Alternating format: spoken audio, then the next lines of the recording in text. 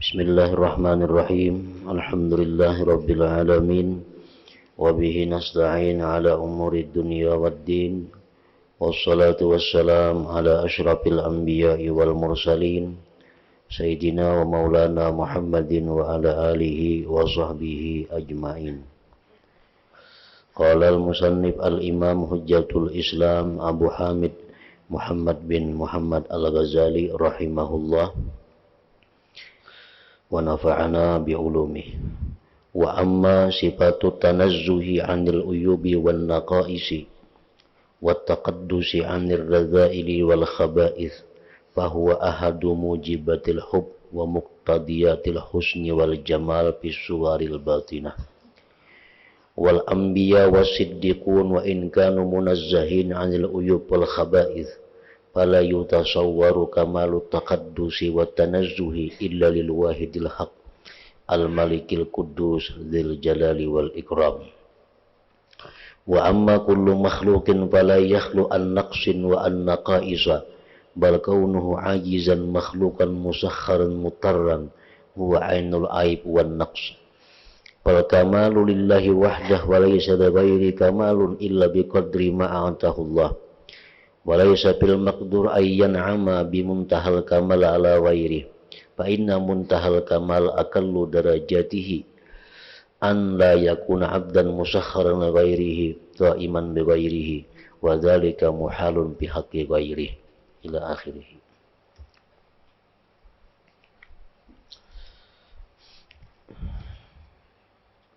Makna kalamul Imam Al-Ghazali rahimahullah wa nafa'ana bi'ulumih.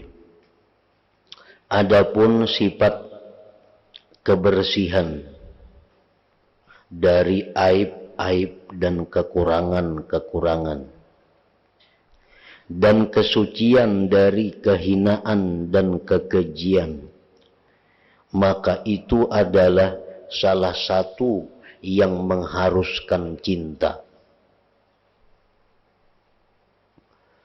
dan yang menuntut kebagusan dan keelokan dalam bentuk batin. Sebagaimana dijelaskan pada pasal-pasal sebelumnya, bahwa para nabi, orang-orang siddiqin, orang-orang salihin, mereka itu dicintai, mereka itu disenangi karena keindahan batin mereka. Para rasul, para sahabat, para aulia Allah, mereka itu dicintai bukan karena batang tubuh mereka, tetapi karena ada sifat-sifat batin yang elok yang ada dalam diri mereka itu. Sifat batin yang pertama yang ada dalam diri mereka adalah ilmu.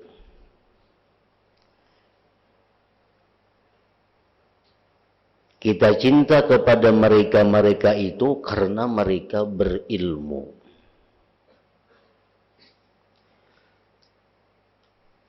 Nah, Allah Subhanahu wa ta'ala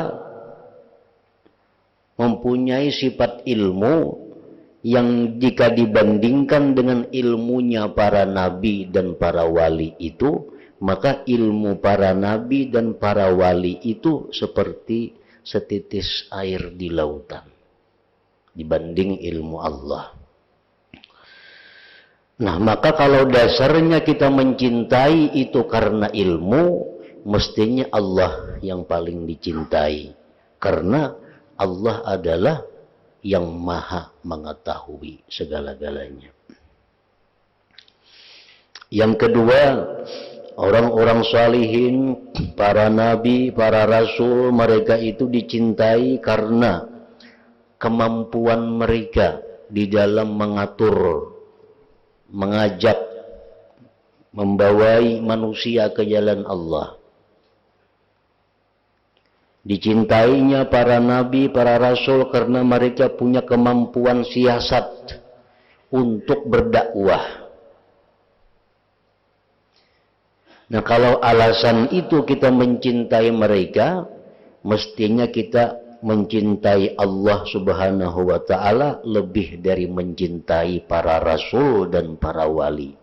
Karena kemampuan yang ada pada Allah Subhanahu wa Ta'ala dibandingkan dengan kemampuan yang ada para rasul dan para wali, tidak ada apa-apanya kemampuan mereka itu. Nah, yang ketiga, para rasul dan para wali itu dicintai karena mereka bersih daripada aib. Mereka itu bersih daripada kehinaan. Bersih daripada kehinaan, bersih daripada cacat celah, itu yang mengharuskan cinta. Namun orang itu banyak cacatnya, banyak kurangnya, banyak kejelikannya, tentu kita kada akan cenderung hati kepadanya. Nah, salah satu yang menyebabkan kita cinta kepada seseorang, karena orang itu bersih daripada celah.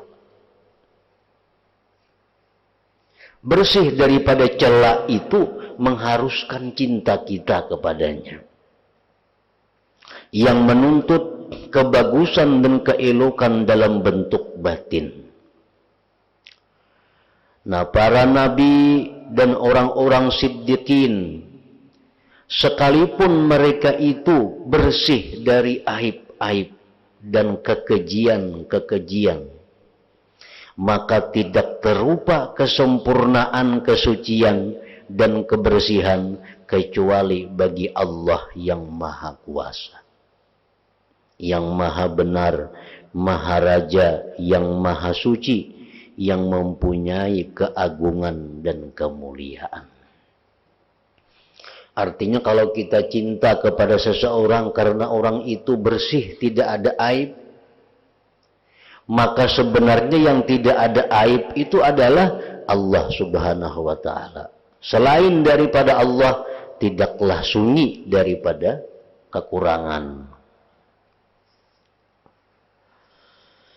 Adapun sekalian makhluk, maka tidak sunyi dari kekurangan dan dari kekurangan-kekurangan. Makhluk ini kada sebuting kalamahannya. Bahkan keadaan makhluk itu lemah. Makhluk itu ngarannya aja, makhluk itu sudah lemah. Diciptakan artinya. Bila diciptakan itu berarti asalnya kadada. Ditundukkan dan dipaksakan. Nah, kita ini samuan ditundukkan, dipaksakan dengan kehendak Allah. Nah, itu adalah diri atau hakikat aib dan kekurangan. Kekurangan yang sebenarnya itu, keaiban yang sebenarnya itu, bahwa kita ini ditundukkan dan dipaksakan dengan kehendak Allah. Orang tuh kayak apa aja hebatnya, kayak apa aja jagaunya, tapi inya lawan si A kada bakutik. Bila lawan si A tuh inya kada bakutik, kada wani. Nah, berarti orang ini kayak apapun hebatnya, lemah ngarannya. Karena ada nang inya takutan, nang inya kada kau bakutik tadi lawan seseorang itu. Nah, itulah manusia. Bagaimana hebatnya manusia, kuatnya manusia, dipaksa untuk tunduk kepada kehendak Allah. Dan itu satu kelemahan, kehinaan bagi makhluk yang namanya manusia. Dan tidak ada kesempurnaan bagi selain Allah. Bagi selain Allah itu kada ada yang sempurna. Kecuali dengan kadar yang diberikan oleh Allah. Ada yang diberi Allah kesempurnaan 10%, ada yang diberi Allah kesempurnaan sekian persen. 100% sempurna itu kadada.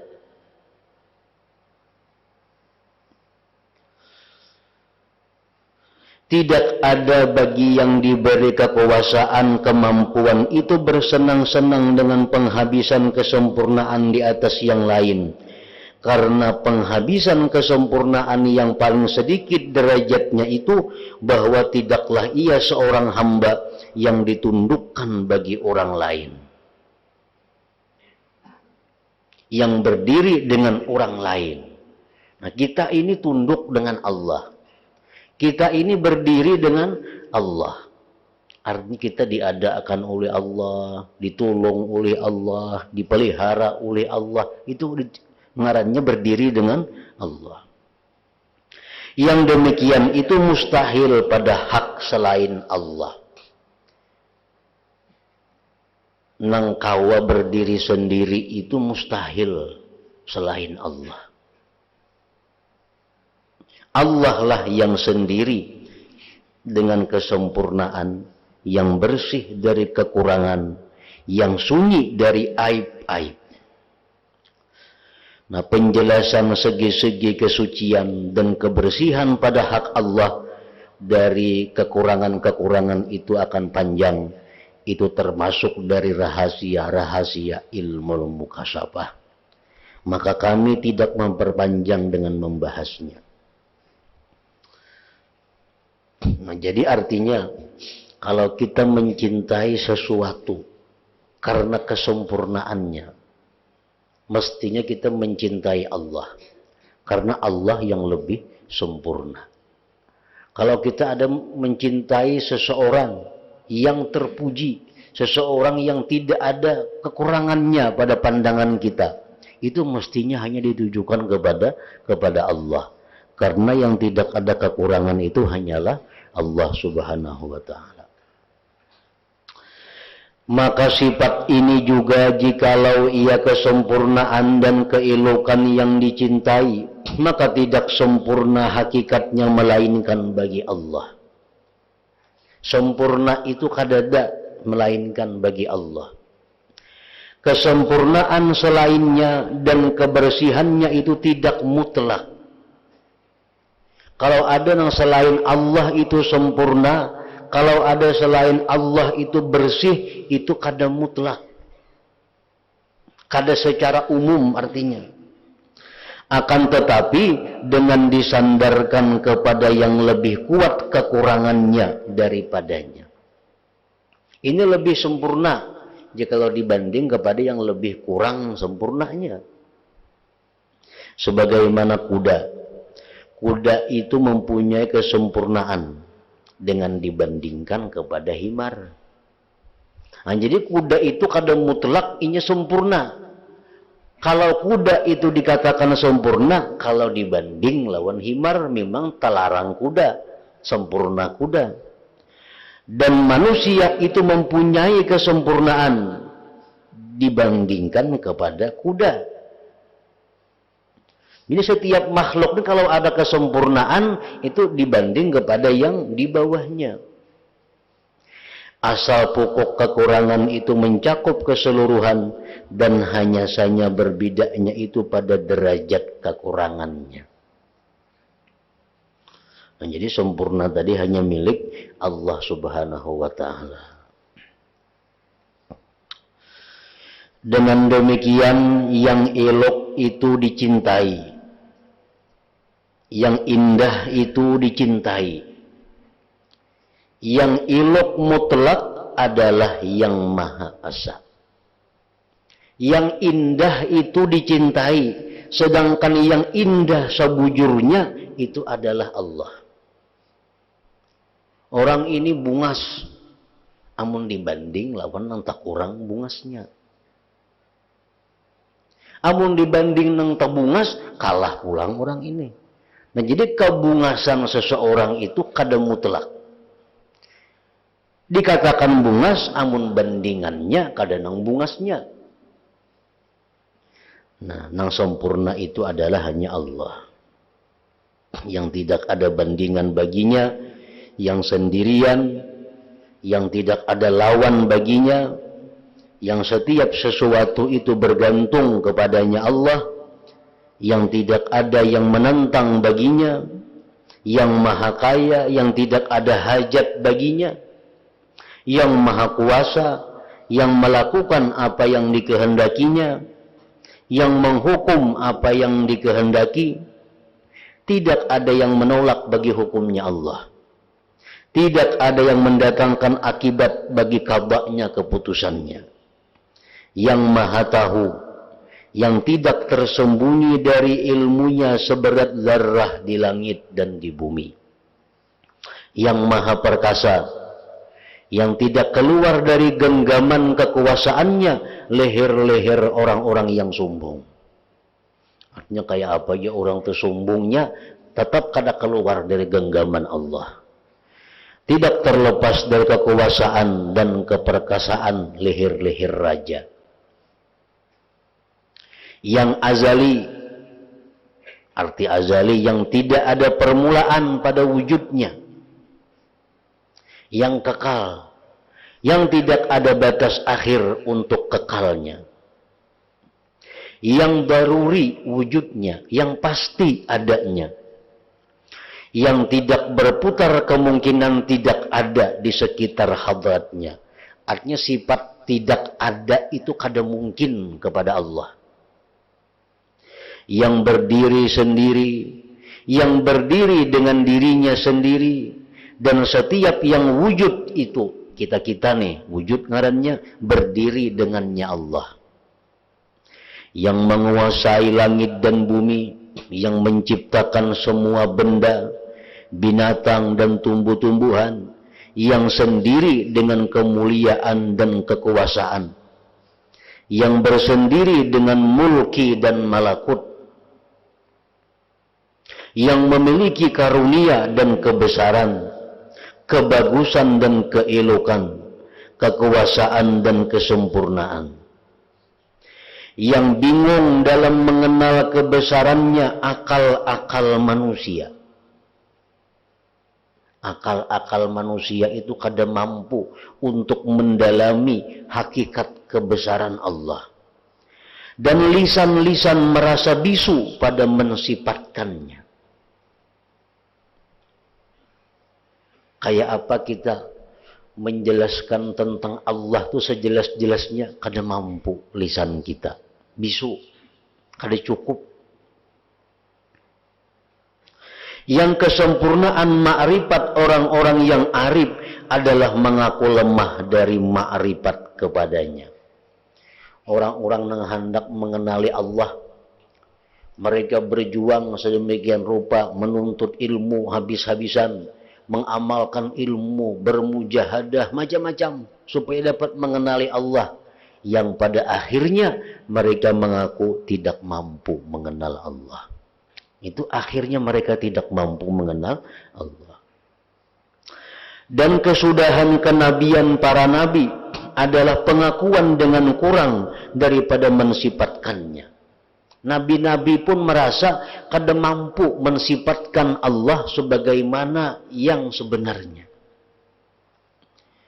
Sebagaimana sabda Rasulullah, pemimpin para nabi sallallahu alaihi wasallam, la uhsi thana'an 'alaika anta kama athnaita 'ala nafsik. Artinya ujar nabi kita, aku tidak dapat menghitung pujian kepadamu, engkau sebagaimana engkau memuji kepada dirimu. Artinya kalau kita memuji sesuatu, itu kawa kita hitung. Si fulan itu kehebatannya 1 ini, 2 ini, 3 ini, 4 ini, kelebihannya 6 ini, 7, kita kawa menghitung. Tapi kalau Allah, Nabi kita pun mengaku tidak akan mampu menghitung kesempurnaan dan kehebatan Allah. Pemimpin orang-orang yang benar, Abu Bakar Siddiq radhiyallahu ta'ala anhu berkata, kelemahan dari mendapatkan pengetahuan adalah pengetahuan. Artinya kalau kita ini mengakui bahwa kita ini kada mampu mengenal Allah, itu merupakan awal perkenalan kita dengan Allah.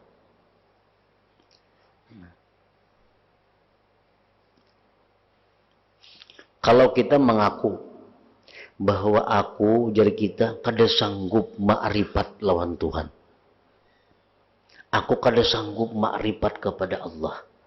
Nah, pengakuan kita itu adalah sebenarnya permulaan dari ma'rifat. Permulaan orang yang ma'rifat itu apa? Mengakui kelemahan diri daripada mengenal Allah. Jadi orang yang mengaku mengenal Allah berarti orang itu kada kenal lawan Allah. Orang yang mengaku ma'rifat dengan Allah itu orang yang kada ma'rifat dengan Allah. Karena ujar Abu Bakar Siddiq radhiyallahu an mengatakan bahwa ketidakmampuan kita mengenal Allah itu merupakan pengenalan kepada Allah. Maha suci Allah yang tidak menjadikan bagi makhluk jalan menuju ma'rifat kepadanya, melainkan dengan kelemahan dari ma'rifatnya. Nah, Allah kada akan memberi jalan kepada manusia untuk mengenali Allah sebenar-benar mengenal. Jadi hanya kita kenali Allah itu hanya bagian-bagian dari sifat-sifat Allah, af'al Allah, asma Allah. Kalau seluruhnya kita kada akan mampu mengenali Allah subhanahu wa ta'ala. Nah, jadi keterangan ini menjelaskan kepada kita bahwa Allah subhanahu wa ta'ala itu mestinya yang paling berhak untuk dicintai. Itu intinya daripada ini. Allah Ta'ala itu yang paling dicintai.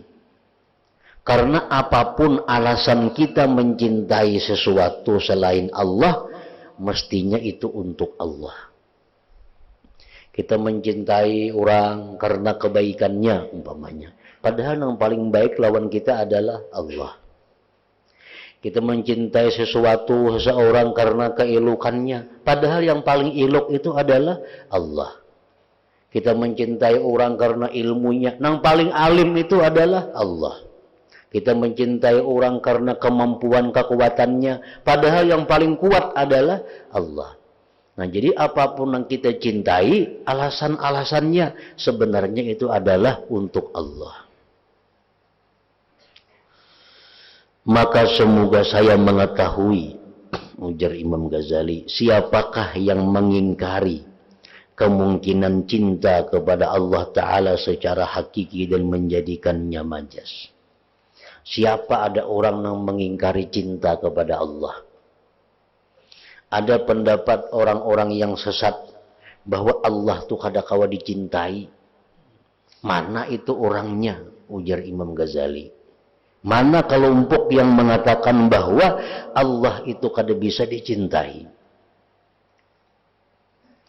Apakah dia mengingkari bahwa sifat-sifat ini dari sifat-sifat keelukan dan sifat-sifat yang terpuji dan sifat-sifat kesempurnaan dan keindahan, bahwa dia ingkar bahwasanya Allah Ta'ala bersifat dengan sifat-sifat itu? Apakah dia ingkar bahwa Allah bersifat sempurna? Apakah dia ingkar Allah itu bersifat indah? Nah, kalau kada ingkar, pasti dia akan mencintai Allah. Atau dia mengingkari kesempurnaan, keelokan, keindahan, dan keagungan. Itu dicintai dengan tabiat bagi orang yang dapat mengetahuinya.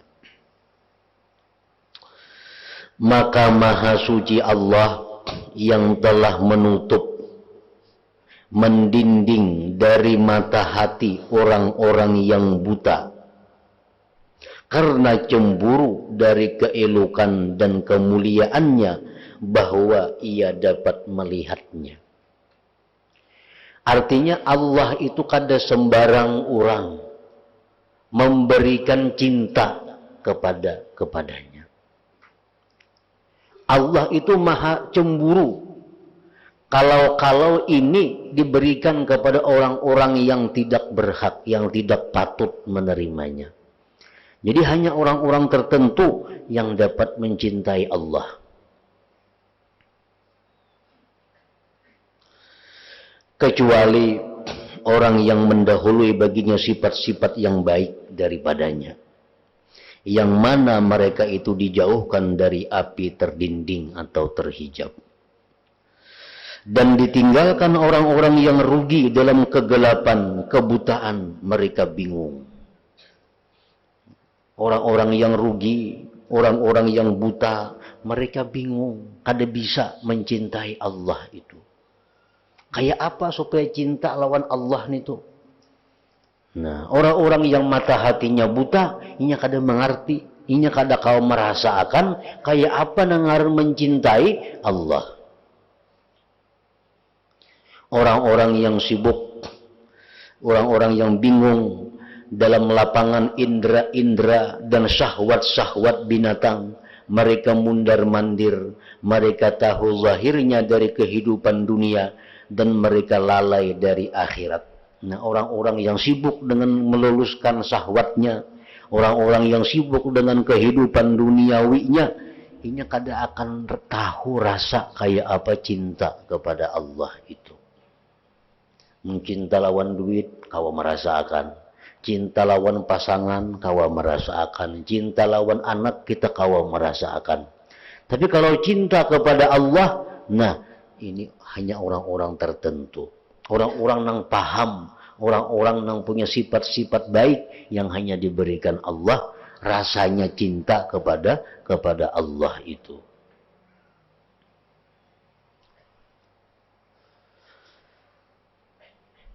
Segala puji bagi Allah, bahkan kebanyakan orang dari mereka itu tidak mengetahui. Jangankan hendak merasakan cinta kepada Allah, mengetahui pun kada. Nah, kayak apa garang cinta kepada Allah itu?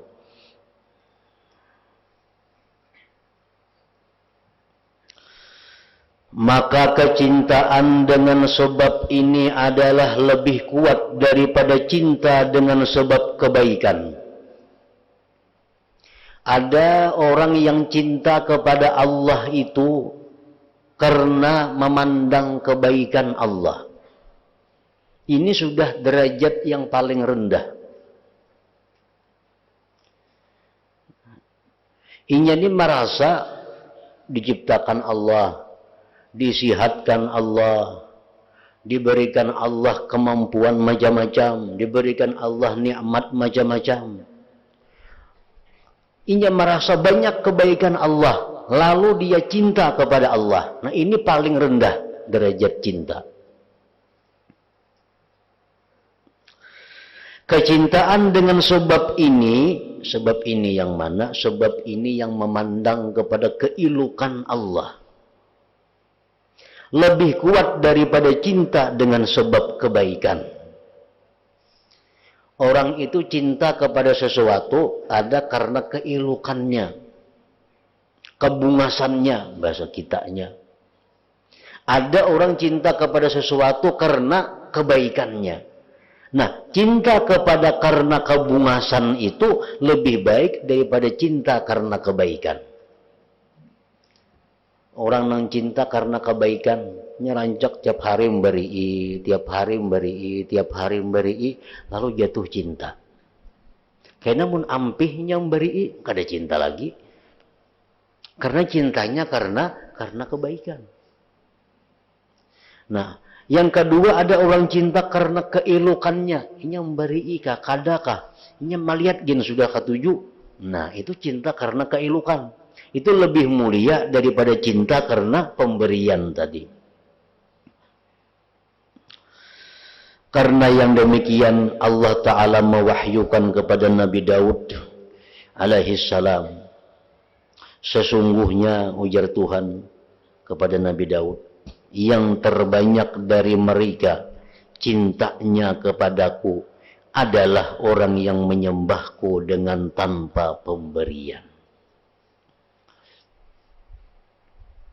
Akan tetapi agar ia memberikan ketuhanan haknya.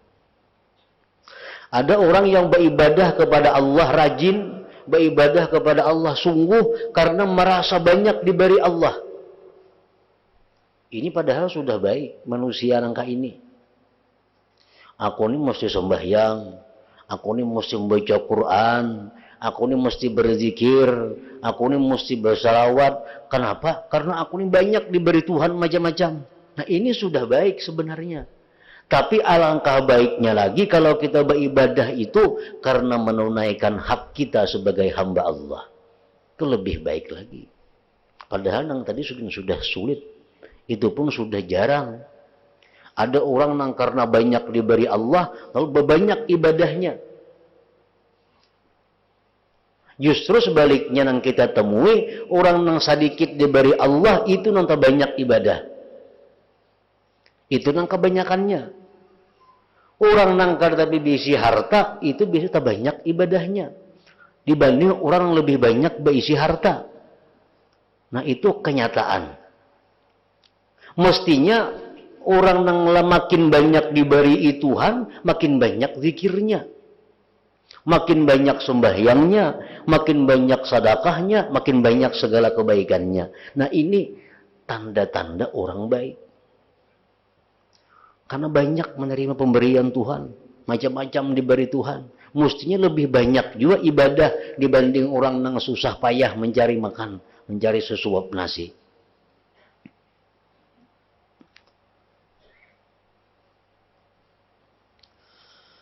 Dan disebutkan dalam kitab Az-Zabur.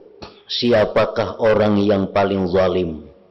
Artinya tidak ada orang yang paling zalim daripada orang yang menyembah kepadaku karena surga atau neraka. Ujar Tuhan, orang yang paling zalim itu orang yang menyembahku karena surga atau neraka. Jikalau aku tidak menciptakan surga dan tidak menciptakan neraka, niscaya aku tidak berhak ditaati mereka. Allah mengatakan itu manusia, gitu Tuhan, sangat zalim, sangat aniaya. Orang yang menyembah karena surgaku, karena nerakaku. Sebab andai kata surga dan neraka itu kada ku ciptakan, barangkali aku kada disembahnya, ujar Tuhan.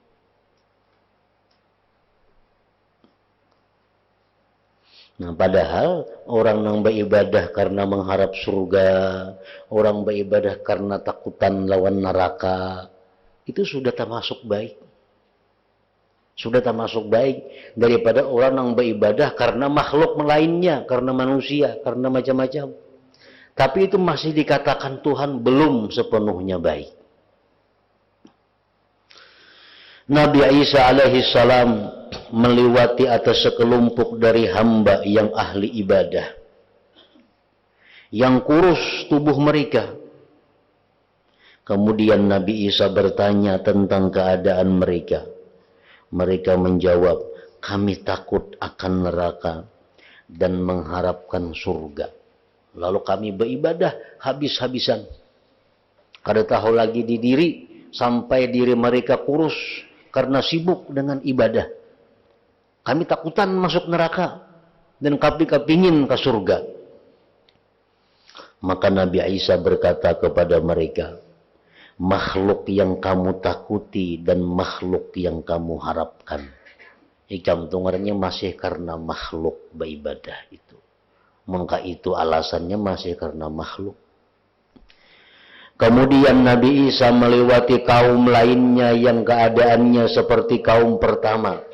Ada pulang kaum yang kedua yang dilewati Nabi Isa, kurus kering karena beribadah kepada Allah. Nabi Isa bertanya tentang keadaan mereka.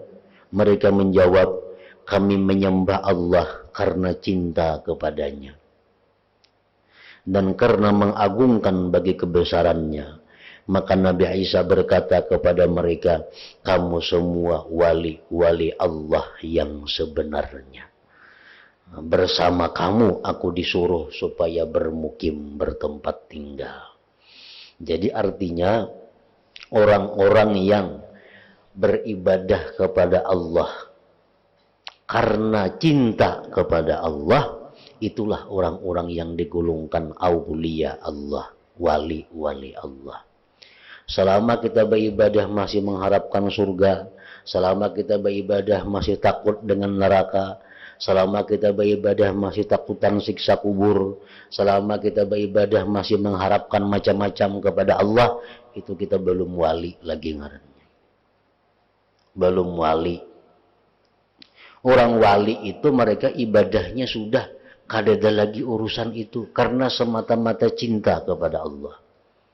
Mereka sembahyang karena mereka merasa lezat sembahyang karena bertemu dengan yang dikasihinya.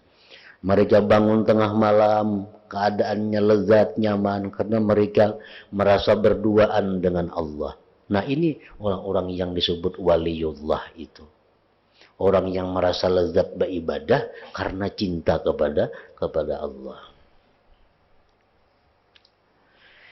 Abu Hazim berkata, sesungguhnya aku merasa malu beribadah kepada Allah karena pahala dan siksa. Aku malu beribadah kepada Allah kalau mengharapkan surga, takutan siksa. Maka aku seperti hamba budak yang jahat, yang apabila tidak takut maka ia tidak bekerja, dan seperti buruh yang jahat, yang apabila tidak diberi upah maka ia tidak bekerja. Dan disebutkan dalam sebuah hadis, la yakunanna ahadukum kal ajirisu illam yu'ta ajran lam ya'mal wala kal abdisu illam yakhab lam ya'mal. Artinya janganlah salah seorang di antara kamu seperti buruh yang jahat. Jika ia tidak diberi upah maka ia tidak bekerja. Dan janganlah seperti budak yang jahat, yang jika ia tidak takut, niscaya ia tidak bekerja. Nah, lalu kenapa di dalam Al-Quran, di dalam hadis, itu seringkali Rasulullah ini mengiming-imingi orang yang sembahyang ini dapat ini, orang yang membaca ini akan diberi ini, orang yang mengamalkan ini masuk surga, orang yang ini masuk neraka. Itu di Quran sangat banyak. Dalam hadis pun banyak. Nah, itu hadis, itu ayat-ayat Allah didakwahkan oleh Rasulullah sewaktu beliau awal-awal mengajarkan Islam. Untuk orang-orang mu'allaf, orang-orang hanyar masuk Islam, hanyar mengucap 2 kalimat syahadat. Nah itu nang icam lah, jangan kada sembahyang kena ke neraka mati. Icam sembahyang 5 waktu karena icam kena ke surga mati. Nah ini untuk orang-orang mu'allaf. Icam puasa kena diampuni Tuhan dosa-dosa ikam. Kamu sembahyang Tuhan kena murah rezeki ikam. Ini adalah rayuan-rayuan untuk menarik simpati kepada Islam dan agar mu'allaf ini rajin beribadah kepada Allah. Nah, amun nang kada mu'allaf itu kada cocok lagi. Berpuluh-puluh tahun sudah masuk Islam, itu kada cocok lagi. Nah, orang-orang yang sudah puluhan tahun berislam ini, mereka itu beribadah bukan mengharapkan itu lagi, bukan takutan siksa lagi, tapi hendaknya semata-mata karena menunaikan hak Allah, karena semata-mata mencintai kepada Allah. Nah, jadi bujur aja Quran itu demikian, hadis demikian, itu rayuan, bujukan kepada orang-orang agar masuk Islam. Nah, hanya Islam supaya tetap Islam, lalu dijelaskan oleh Tuhan dengan iming-iming pahala, ancaman-ancaman neraka. Nah, jadi itu mintal-mintal seperti itu adalah mintalnya orang mu'allaf, orang yang hanyar masuk Islam. Kita nih beribadah ini misalnya tadurung karena banyak pahalanya. Nah, kita beribadah ini karena takutan disiksa. Itu mu'allaf kita ngarannya. Walaupun kita ninik muyang bahari kala sudah Islam, tapi kita masih mu'allaf dalam hal iman dan Islam kita ngaran.